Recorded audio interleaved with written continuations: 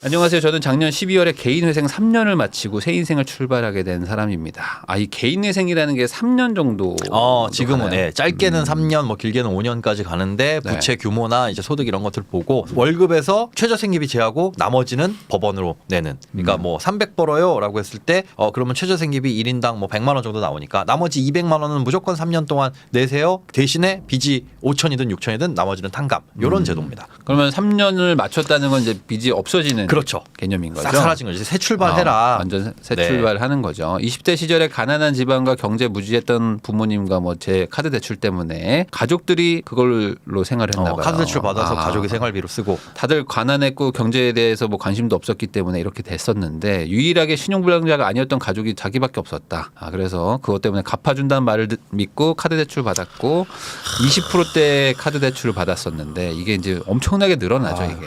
그래서 인생의 나락으로 가게 됐다. 대학도 안 나온 제가 서비스직으로 한 달에 160만 원을 벌다가 100만 원, 200만 원의 대출을 받으면서 주제넘게 생활비로 이제 카드값을 쓰면서 이제 리볼빙 생활비 대출, 뭐 주택 청약 해지 등으로 개인 회생이라는 벌을 받게 되었습니다.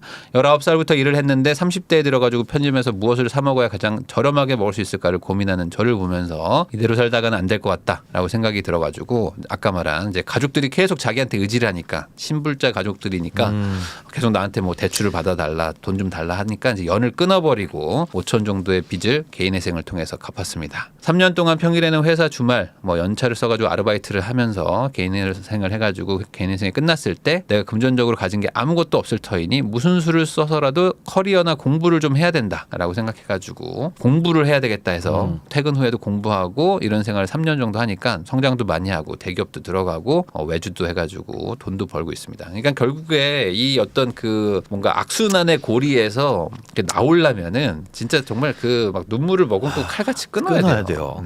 자연스럽게 뭐 담배도 슬슬 줄이면서 끊을 거야 이런 거 없거든요. 그냥 오늘부터 끝 이러고 끊어야지. 맞아. 뭔가 그래야지 달라지지. 안 그러면 무슨 일이 있을 때 나태해질 수밖에 없어요 사람이. 이게 저축을 한다고 해서 그러면 오늘부터 뭐 조금 아껴보자 이렇게 하면 안 되고 그냥 뭐 탁 진짜 끊어가지고 뭘 하나 뭐 정리를 하든지 팔든지 해서 이런 식으로 단칼에 결단을 하는 게 좀 필요합니다. 어쨌든 그렇게 해서 이제 탈출을 하셨는데 회생비도 내고 월세 생활비를 제하면 정말 돈이 안 남아가지고 진짜 한 푼도 안 남아요. 왜냐면 최저생계비 빼고 나머지는 다 입금하는 구조라서 진짜 최저생계비라고 하는 게 1인이면 100만 원 요거 기준이라 100만 원 가지고 한 달을 살아야 돼요. 월세 내고 뭐 하면 남는 없죠. 게 없네. 하나도 없죠. 그러다 보니까 급한 일이 생기면 친구들한테 빌린 돈이 있었는데 그냥 1,500만 원 정도 됩니다. 그래서 이것도 좀 빨리 갚고 싶고 근데 돈도 좀 모으고 싶은데 이게 급하게 나가는 돈들이 꼭 생기다 보니까 그쵸. 그래서 어쩔 수 없이 친구들이 이제 상황을 알다 보니까 2-30만 원씩 빌렸는데 이게 또 미안하기도 하고 창피하기도 하고 그래가지고 이런 것들 때문에 이제 안 빌리고 싶으니까 월 20만 원 정도는 그냥 저축하면서 비상금으로 놔두고 싶습니다. 한 달에 90만 원 정도가 남는데 여기서 50만 원은 친구들한테 빌린 돈을 좀 갚고 싶어요. 더 빨리 갚고 싶지만 저도 살아야 되니까 남은 40만 원으로 재테크를 하고 싶은데 어떻게 해야 할지 막막해서 글을 보냅니다. 청년도약 계좌 같은 적금 상품을 가입할까 싶은데 먹고 살기 바빠가지고 이런 거에 대해서 잘 모릅니다. 정부에서 지원해주는 청년 상품 가입이 가능할 것 같은데 이런 40만 원 정도로 어떤 재테크를 하면 좋을까요? LH에 뭐 지원도 하시기도 하고 반지하에서 10년 정도 거주하고 있는데 뭐 당첨돼가지고 그러니까 뭐 임대주택이지만 그런 데를 가고 싶다는 거죠. 행복전 청년주택 뭐 이런 거 임대들 싸게 해주는 것들 많죠.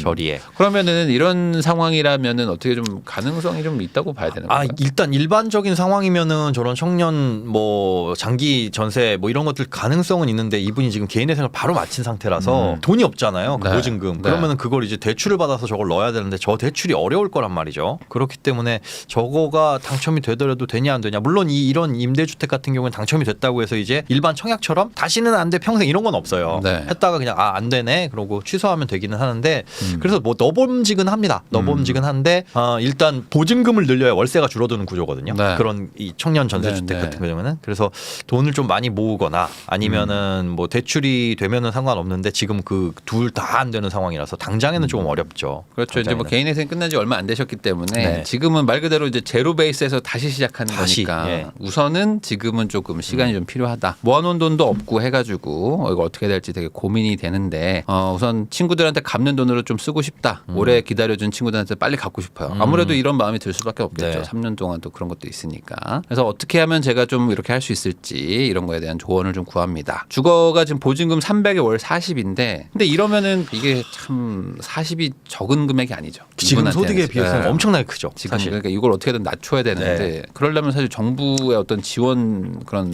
정책 같은 걸 사용하는 게 가장 좋긴 뭐 좋잖아요. 버팀목 전세자금 대출이나 이런 거 보면 금리가 높아봐야 뭐 2.7%? 제가 그렇게 기억하거든요. 그러니까 네. 근데 대신에 이제 보증금의 5%는 내 돈이 필요해요. 네. 1억짜리 전세를 들어간다고 하더라도 500만 원은 있어야 되는 거고 그렇기 때문에 당장에 해야 될 건 저 주거비를 아끼려면 그렇게 대출 받아도 금리가 싸니까 네. 주거비 아끼려면 그렇게 대출 받아서 전세로 버팀목 전세자금 대출 이런 걸로 가야겠다. 그럼 이제 보증금부터 당장에 모아야 되겠죠. 그래야지 월세 아낄 수 있으니까. 우선은 어쨌든 지금 뭐 취업도 하셨고 그다음에 네. 이제 부업도 하고 계시니까 그걸로 우선은 모아서 네. 한 500만 원이라 좀 모아야 최소한, 네. 그다음에 뭔가를 할 수 있다. 그러니까 지금은 재테크를 하기보다는 네. 뭔가 지금 기본적인 세팅, 네. 비용을 좀 최소화할 수 있는 세팅을 하는 게 좀 필요하다. 옛날에 술도 많이 먹고 택시도 타고 그랬는데 이런 건 이제 당연히 이제 하면 안 되죠. 이런 것들은 포기할 수 없는 소비는 친구들한테 갚는 돈, 그다음 식비가 50만 원, 식비 50만 원이면은 근데 뭐 이분이 혼자 살면 저 50이 요즘 물가가 너무 올라가지고 또 그렇더라고요. 진짜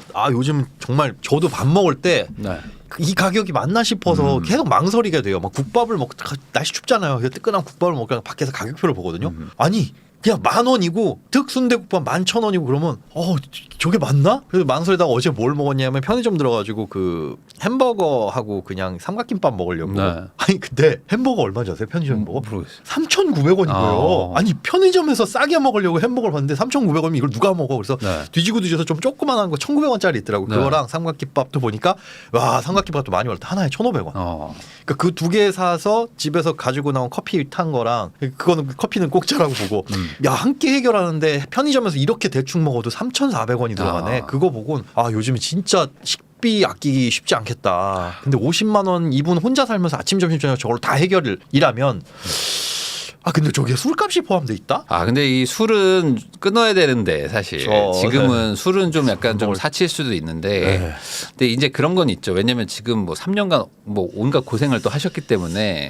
어찌 보면 이거까지 끊으라고 그러면 정말 뭐 남는 건 없는 거죠. 저게 유일한 어떻게 보면 낙일 수도 있는데 있어요. 네, 그렇지만 이제 이거를 이제 외부에서 먹기보다는 뭐 집에서 뭐 간단하게 정도. 편의점에서 그거 소주 페트병 그거 3,300원짜리가 약 2병 정도 나오는 그거거든요. 그거 해서 생각날 때 반병 정도씩 마시면 한 병 마시는 거니까. 사실 술값이 먹지 뭐 식당 가면 한 5,000원, 6,000원씩 받으니까. 그렇죠. 뭐 한 병에 소주 한 병에만 그만큼 받고 또 안주도 먹어야 될 거 아니에요. 네. 그리고 이제 아까 말씀하신 것처럼 식비가 7,000원에서 10,000원 되면 뭐 3,000원 올랐다고 생각하시는데 이게 50% 오른 거잖아요. 진짜 많이 올랐어요. 뭐 2, 3년 안에 그냥 50%가 올라버린 건 엄청나게 오른 거라서 지금 이런 돈들을 사실 이렇게 잔돈이지 뭐라고 생각하는 순간 뭐 다 나가 버리니까 요거를 조금이라도 조금 낮추긴 해야 되지 않을까. 최소한 술값은 좀 많이 한 절반 정도로 술값 한 절반 이하로 좀 줄여야 되지 않을까라는 생각이 좀 들긴 들고 인터넷이 5만 원, 휴대폰 10만 원 이게 지금 너무 비싸네요. 너무 비싸요. 제가 봤을 때는 이런 거는 지금 한 3만 원대로 뭐 낮춰야 되는데. 다른 거 식비도 저 정도면 그래 혼자 사시면서 아껴 쓴다라고 했는데 거기에 이제 휴대폰이 식비의 20%를 차지할 만큼 나간다도 되게 세고 그리고 이제 요 월세는 뭐 당장 줄일 수는 없다고는 거고. 하시지만 요거는 이제 차라리 이런 돈들 모아가지고 빨리 그 아까 말한 뭐 정책을 좀 지원 받는 것들 해가지고 요 같은 월세보다 뭐 더 낮게 뭐 30만 원인데 집 퀄리티는 뭐 훨씬 좋아지고 뭐 그러는 것들이 있으니까 그렇게 가시는 게 좋지 않을까.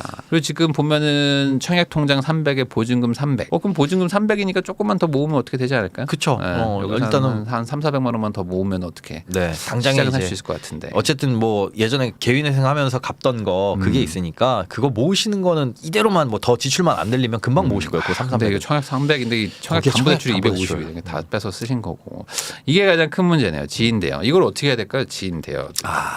저는 1,500만 원이 적은 돈은 아닌데. 네, 저는 이제 고민을 한 게 그거 있어요. 저 지인 대여를 한 사람한테 1,500을 빡 빌린 게 아니라서 이게 여러 사람한테 소소하게 빌린 거라 이분은 이제 마음이 빨리 갚고 싶다, 뭐 갚는 성이라도 보이고 싶다라고 생각을 하시는데 글쎄요, 이제 그분들의 입장에서는 딱 그런 느낌이거든요. 내가 취업해서 부모님 용돈 드려야지 한 달에 10만 원 그러면 나도 뿌듯하고 좋지만 부모님께 그게 썩 도움은 안 되는. 그래서 가급적이면 내년 내가 보증금 모을 때까지 뭐 이럴 때까지 좀 유예를 두고 미뤄두는 건 어떨까 생각이 드는데 다만 그럴 때 나는 진짜 고혈을 짜내는 모습을 보여야 된다. 술 이런 거 없다. 그렇죠. 남한테 빌린 돈이 있는데 내가 여유를 부릴 수는 없는 그거는 거니까. 그러면 제가 한번 네. 통화를 해서 한번 여쭤보겠습니다. 네, 안녕하세요. 네, 안녕하세요. 나도 잘 네. 살고 싶어님. 우선은 저기 사연을 읽어봤는데 네네. 되게 좀 고생을 많이 하셨네요. 보니까. 아, 예. 와, 그러면 지금 가족들하고는 어떻게 지내고 계세요? 제가 그때 약간 글 쓰면서 감정적으로 돼갖고 그렇게 쓴 것 같은데 네. 연락을 안 하진 않고 이제 돈 거래를 일단 안 하려고 하죠. 그게 되나요, 근데? 조금 이제 살다 보니까 돈이 정말 무섭다는 걸 많이 느껴가지고 그렇죠. 거기 다 쓰진 않았지만 뭐 이제 제 스스로도 돈의 가치를 잘 몰랐던 시절에 이제 돈을 좀 뭐 명품 사거나 사치를 한 건 아니었는데 네. 기본급이 너무 낮은 상태에서 남들 하는 걸 다 하고 살다 보니까 네. 그런 게 이제 결과적으로 이렇게 좀 크게 돌아왔던 것 같아요. 그러면 지금은 어쨌든 뭐 가족들하고 어떤 돈 거래는 안 하고 그냥 뭐 연락만 하고 지내는 정도로.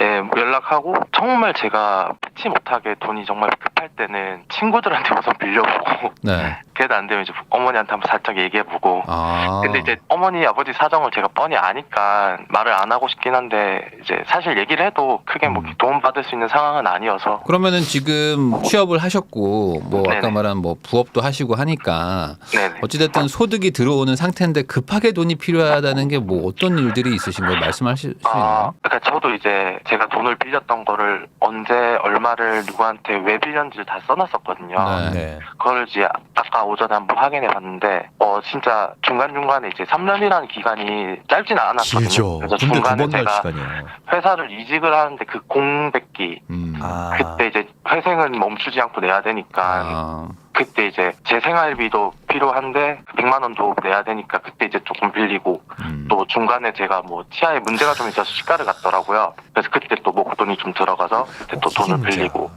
그리고 사실 이제 부업으로 돈을 좀 벌기 시작한 지가 그렇게 오래되진 않았거든요. 그래서 그 이전에는 계속 한 180에서 한 200 정도를 벌었던 것 같아요. 네.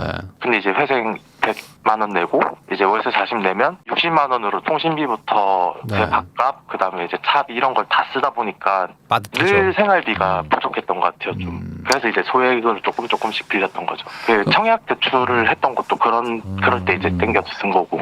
그렇죠. 뭐 지금 당장 돈이 급한데 뭐 어쩔 수 없는 거니까. 그러면 지금은 어떠세요? 지금 이제 취업하시고 나서 이후로는 지금은 괜찮으신 건가요? 어떤 돈에 대한 부족이 또 생기나요? 크게 사고가 나거나 그래서 큰 돈이 들어가지 않는 이상 지금은 이제 사실 그런 생활비 명목으로 친구들한테 돈을 빌릴 일은 이제 없을 것 같긴 해요. 어쨌든 한 달에 한 100에서 130 이상은 뭐 꾸준히 남는다고 보실 수 있는 건가요? 네, 주말 알바도 제가 이제 3년 동안 했는데 그만둘까 고민하다가 뭔가 제가 여기서 그만두면은 또 다시 그럴 수 옛날 시절을 잊어버릴 것 같아서 계속 하겠다고 얘기를 해서 또 주말 알바도 계속 하고 외주 작업도 좀 오르락내리락 하긴 하는데 평균 20에서 30 정도는 한 달에 꾸준히 작업이 들어오더라고요. 그래서 계속 이거는 한 1년 정도는 체력이 되는 한은 유지를 하려고 해요. 친구 돈을 좀 갚고 싶어 하시잖아요. 네네. 근데 뭐 저도 뭐 개인적으로는 뭐 친구한테 돈을 빌렸으면은 뭐 소액이라도 좀 갚아야 되지 않을까라는 생각을 좀 하고는 있거든요. 네네. 그 뭐 자동이체 개념으로 뭐 왜냐면은 이제 친구들의 뭐 입장에서 제가 생각을 해보면 이제 내가 이제 꼭 도와주고 싶으니까 도와줬겠지만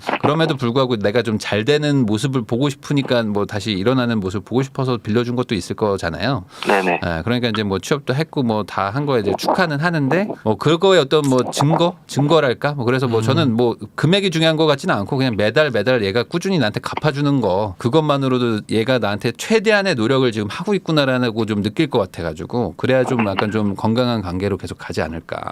네네. 그래서 뭐 많이 빨리 갚아버리시면 좋긴 하겠죠. 뭐 한 달에 100만 원씩 저축하신다면 그걸로 빨리 갚아버리면 좋을 수도 있지만 아까 말한 대로 그거 갚다가 또 갑자기 뭐 어떤 큰 돈 생기면 큰 돈 또 문제요. 필요하면 또 안 되고 또 지금 이사도 어쨌든 조금 뭐 준비도 한번 해볼 수도 있고 네. 지금 세팅을 좀 해야 되니까 뭐 적은 돈 뭐 한 30에서 50 정도 안쪽에서 그 정도 안에서는 그냥 총 조금씩 금액을 30에서 50 정도에서 그 정도로 지금 몇 분한테 빌리신 거죠? 4명 정도요.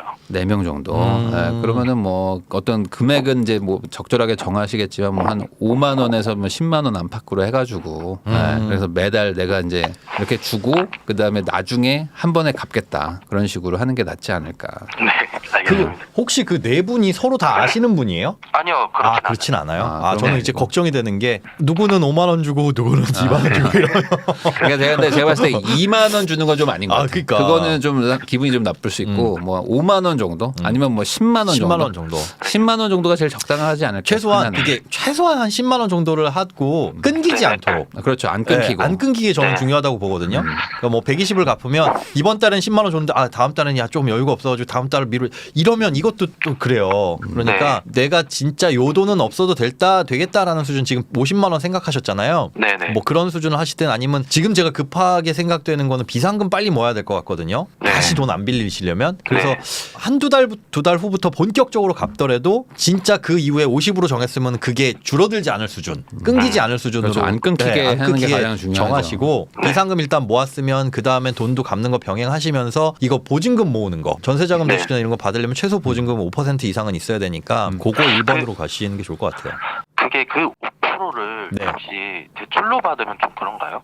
5%를 대출로 받아도 상관은 없기는 한데 네. 네. 최소한 그 돈은 있어야죠. 그러니까 100% 나중에 그것도 전세자금 대출 100% 나오긴 하는데 5% 계약금 넣은 거 뭐 이런 거 가지고 따지기는 해요. 네, 그러니까 네. 100%를 다 대출 받을 수 있기는 하지만 제가 그 나이가 이제 그 청년 관련된 것들 지원받는 나이가 올해가 마지막이거든요. 그래서 저는 웬만하면은 올해 그거를 어쨌든 다 해놓고. 실행을 시켜놔야지. 그쵸. 그러면 그거라도 빨리 해야죠. 그 그건 청년으로 맞는 할 것 수 있는 게 같은데. 있으면 네. 올해가 하필 왜냐면은 그 내더라도 월세 네. 더 아낄 수 있을 것 같아서. 정부 지원을 받는 거는 어쨌든 좋은 그래요, 거예요. 그래요. 그리고 이제 네. 그런 것들이 결국에 복지 제도기 때문에 이용을 할 수 있다면 이용하시는 건 뭐 나쁠 게 아닌 건데 네. 대출로 받는 걸로 하고 그다음에 이제 어떤 주거 상태도 많이 좋아지게 하고 그렇게 네. 하는 거는 다 좋은데 결국엔 그렇게 해가지고 세이브 되는 게 없으면 뭐 큰 네. 의미가 없는 거니까. 그렇죠. 근데 지금 반지하로 살고 있는데 네. 솔직히 진짜 아침에 특히 집이 너무 추워가지고 솔직히 말해서 같은 월세면 그렇죠. 그거는 맞죠. 사는 게 너무 힘들더라고요. 집에서. 맞아요. 지역이 어디세요? 서울이세요? 네, 동대문 쪽인데 쉽지 않네요.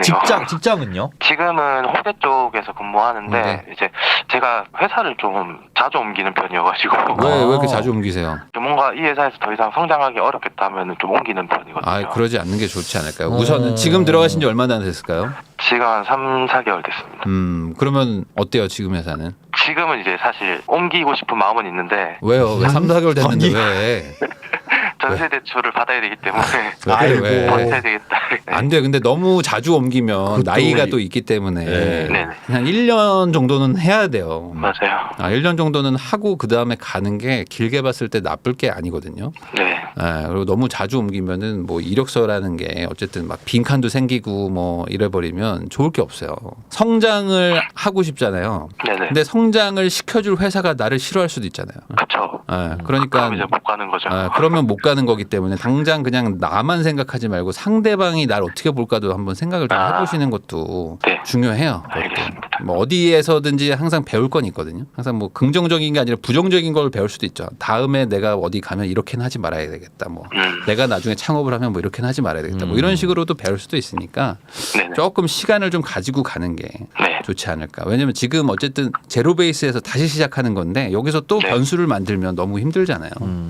맞아. 그 말 되게 공감이 됩니다. 그러니까 올해는 뭐 아까 말한 집도 얻어야 되고 뭐 이런 것도 있으니까 우선은 이제 안정적인 소득을 가지고 뭐 좀 네. 세팅을 한 다음에 그 다음에 이직을 하는 것도 좋고 저는 이직이라는 건 개인적으로는 이 회사가 마음에 안 들어서 다른 데를 간다라기보다는 이 회사보다 훨씬 더 좋은 데에 내가 들어갈 수 있는 상태에서 그렇죠. 좋은 네네. 조건. 맞습니다. 나는 저긴 당연히 갈 수 있는 정도까지 내가 성장한 다음에 네. 성장을 하러 가는 게 아니라 성장한 다음에 여기는 너무 좁다라고 생각해서 가는 게 맞지 않을까. 맞아요. 그런 식으로 조금 순서를 좀 바꿔보시면서 네. 안정적으로 좀 가죠. 네. 그 휴대폰하고 맞아. 왜 이렇게 인터넷 왜 이렇게 비싸요? 뭐 이렇게 비싸 이거?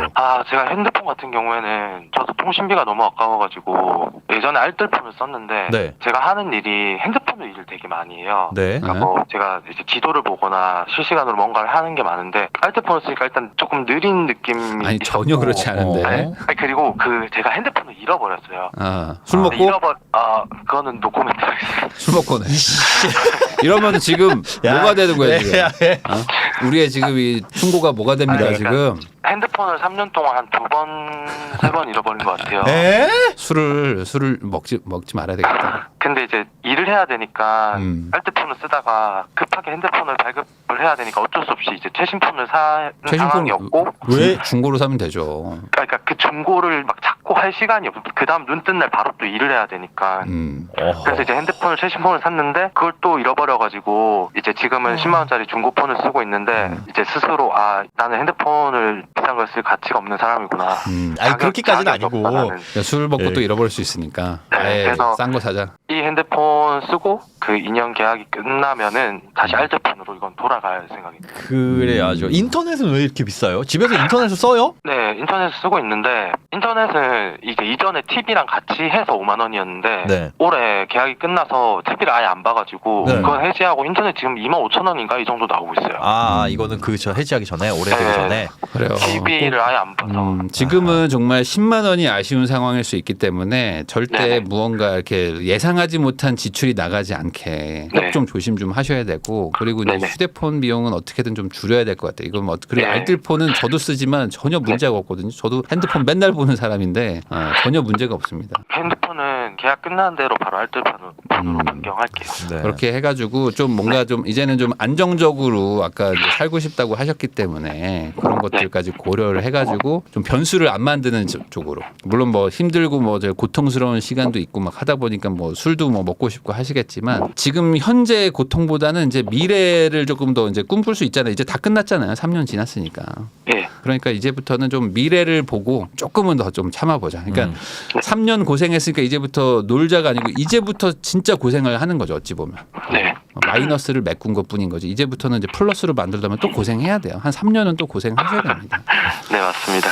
아까 근데 저는 계속 마음에 걸리는 게 뭐냐면 아까 네. 집이 너무 춥다고 하셨잖아요. 네네. 그 집에서 계속 사셨던 거예요? 네, 10년 살았습니다. 10년 살았는데 계속 겨울마다 그렇게 난방이 안 돼요? 그러니까 난방을 이게 펄펄 끓으면은 난방비가 온도를 많이 많이 높여놓으면은 난방비는 뭐 한 10만 원 아니, 나오게 하면은 네. 따뜻하긴 한데 그렇지. 항상 그렇게 그래서. 해놓을 수는 없으니까. 근데 이제 제일 큰 이유가 제가 이제 눈을 떴을 때 아침에 네. 좀 공기가 안정이 돼 있고 좀 그런 게 있어야 사람이 눈 떴을 때 생활을 바로 시작을 하는데 그때 일어나지. 군대 훈련 가 보면 막 진짜 거기 침낭에서 나오기 그럴 너무 수 있죠. 싫잖아요. 너무 춥고 이러니까 몸이 되게 점점 쇠약해져 가는 게 느껴지는 거예요.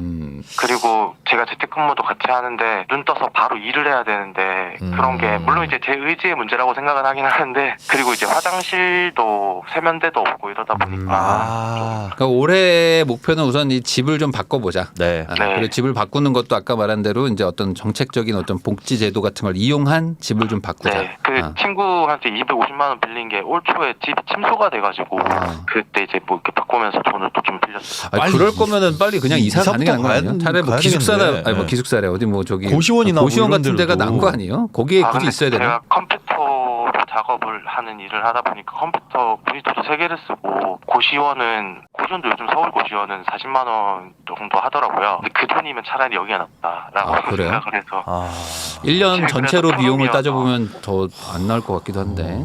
일단 이사부터 빨리 가셔야겠네요. 빨리 그래요. 악착같이 비상금 모으고 그걸로 계약금 5% 그거 보여주는 용도로 하고 대출은 네네. 100% 받아가지고 올해 목표는 여름 오기 전에 좀 쾌적한 환경으로 이사 가는 거 그거 1번으로 잡으시는 게 좋을 것 같아요. 선생님 근데 네. 그 대출 100% 받는다는 게 제가 말한 행복주택 이런 것도 100%가 가능한가요? 주택도시기금에서 해주는 것들 그런 것들 가능해요.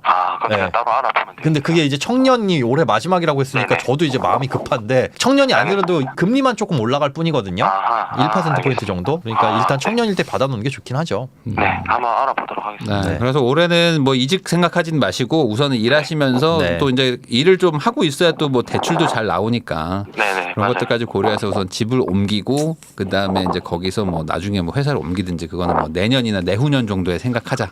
네네. 이렇게 하고 좀 뭐 나머지 비용들 최대한 좀 아끼면서 앞으로 좀 이제 그동안 좀 손해 봤던 것들 이제 메꾸고 앞으로 좀 더 잘 돼보자라는 한 해가 되셨으면 좋겠습니다. 네, 감사합니다. 네, 감사합니다. 사연 보내주셔서 감사드리고 또 앞으로 또 잘 되시면 또 한번 연락 주세요. 네. 네, 잘 되시길 감사합니다. 바라겠습니다. 네.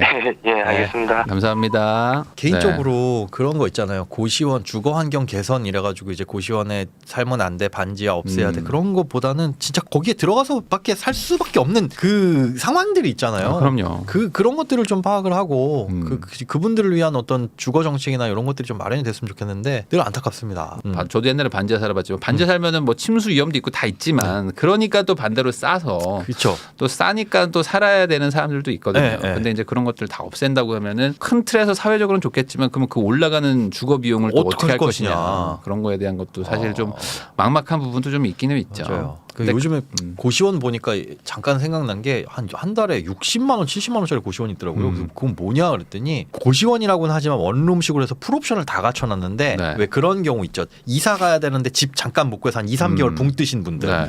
그런 분들이 이제 주로 이용하는 어. 보증금 아주 싸고 뭐 월세가 비싸고 대신에 갖춰놓을 거 다 갖춰놓은 뭐 그런 곳들도 있더라고요. 네. 근데 고시원 그러면은 우리가 뭐 저소득계층이 사는 뭐 20만 원짜리 그선 방음도 안 되는 방 이렇게 생각하시는 분들도 있지만 근데 또 저도 지금 천차만별이다. 뭐 지금 댓글로도 올라오지만 한 40만 원 정도 같은 월세면 아까 그러게요. 말한 그 관리비든 뭐 이제 뭐 식비든 이런 것들 다 고려해봤을 때는 최소한 비슷비슷은 할 것 같거든요. 라면 주고 밥 주고 김치 네. 있고 뭐 그러니까 이제 뭐 안에서 일을 못 한다고는 하셨지만 뭐 어떻게든 또 찾아보면 제가 봤을 때 뭐 반지하보단 주거 환경이 더 좋지 않을까. 뭐 교통비나 이런 것들도 좀 세이브 될 수 있는 지역도 있을 수도 있고 그래서 뭐 그런 부분부터 한번 알아보고 그 다음에 좀 차근차근 가는 것도 지역을 넓게 보시고 그런 것들이 있더라고요. 그러니까 방구하실 때 보통 이제 원룸촌 그러면 떠오르는 동네들 있잖아요. 네. 뭐 신림 뭐 이런데 그런데 오히려 그런 데가 더 비쌉니다. 그러니까 약간 동떨어져 있고 오래된 동네. 예를 들어 예전에 제가 염창동 쪽 네. 그쪽은 그거 무슨 동이야? 그러면 9호선 뚫려 있고 괜찮아요. 근데 빌라들이 한 90년대 지어진 빌라라 되게 오래된 빌라인데 월세가 쌉니다. 동네 조용하고 그러니까요. 이렇게 좀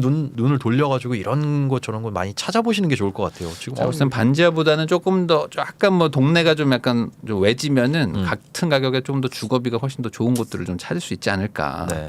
뭐 아무리 요즘 서울 물가가 비싸졌다고 하더라도 또 싼 동네는 또 싸거든요. 싸요. 예. 네. 어떤 뭐 조건이 좀 안 좋을 뿐이지. 그렇게 한번 요거부터 한번 개선해 보시면 좋을 것 같습니다.